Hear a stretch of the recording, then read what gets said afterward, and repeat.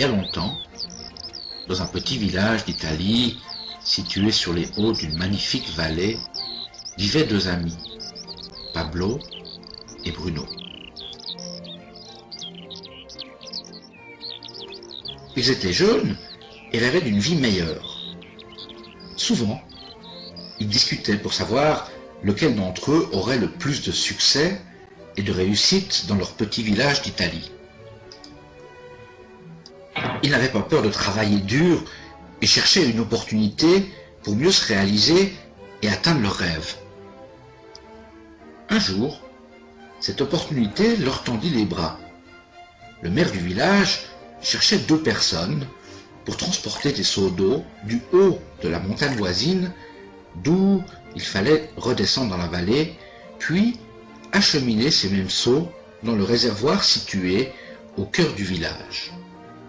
Ils seraient payés le soir même 1 € par seau d'eau déversé dans le réservoir. Bruno et Pablo, enthousiasmés par l'idée d'être rémunérés au seau, acceptèrent le travail proposé.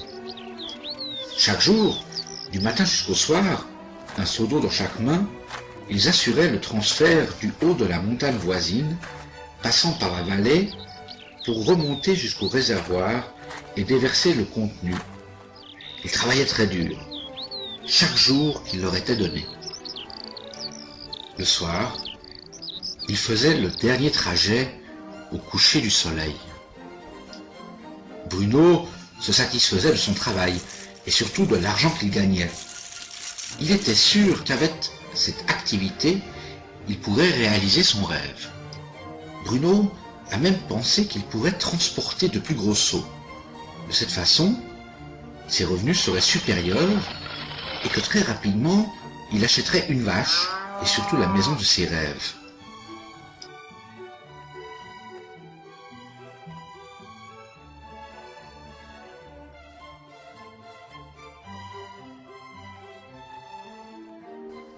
Mais Pablo n'était pas satisfait. À la fin de chaque jour, exténué par le dur labeur de son travail, il pensait à une méthode plus simple qui lui permettrait de gagner sa vie. Un jour, lui vint une idée. Il imagina construire un pipeline qui permettrait à l'eau de s'écouler sans effort du haut de la montagne voisine jusqu'au cœur du village pour finalement se déverser dans le réservoir. Avec ce pipeline, il y aurait toujours de l'eau qui s'écoulerait sans même avoir à transporter de seau. Il trouva une nouvelle motivation et se mit à réaliser les plans.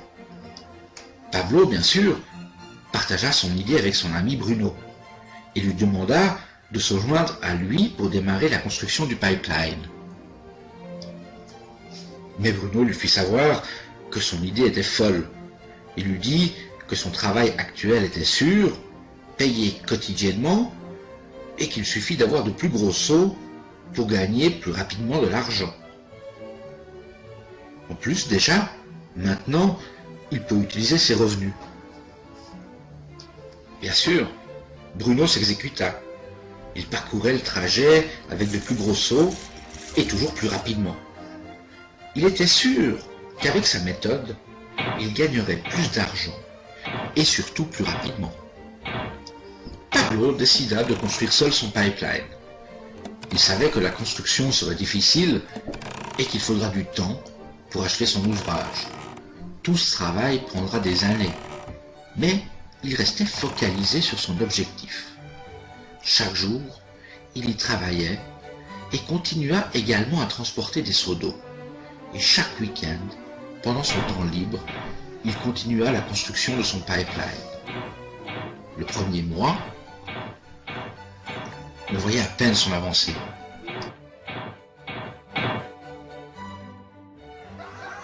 Bruno et les villageois riaient de son idée en le voyant avancer par centimètres. Ils l'appelèrent Pablo, l'homme du pipeline. Durant ce temps, Bruno doubla ses revenus. Il avait déjà acheté une vache et une plus grande maison. Son style de vie changea.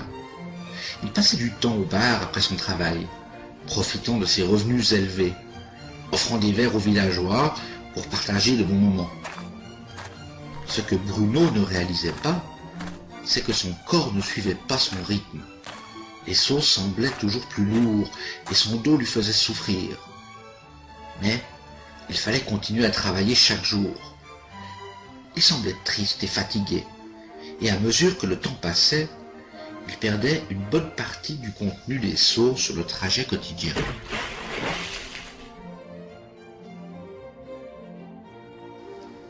Mois après mois, Pablo travaillait à son pipeline. On voyait l'avancement, et au bout de 2 ans d'efforts, Pablo termina son pipeline. Il peut maintenant l'utiliser pour laisser l'eau s'écouler du haut de la montagne voisine jusqu'à dans le réservoir au cœur du village. Pablo gagnait maintenant plus d'argent qu'il ne pouvait s'imaginer dans ses propres rêves. L'eau continuait de couler sans arrêt jusqu'au village sans même que Pablo n'ait à travailler.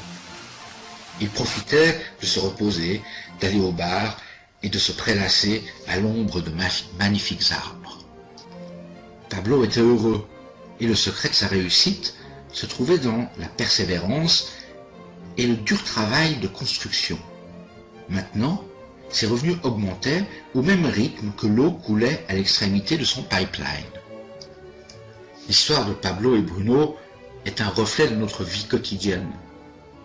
Transporter des seaux représente ce que font la majorité des gens pour acquérir de l'argent.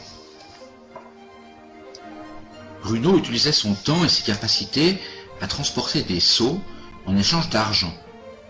Plus il gagnait de l'argent, plus il le dépensait et avait besoin de seaux plus gros pour couvrir ses dépenses. Nous croyons toujours que pour gagner plus, il faut travailler plus dur.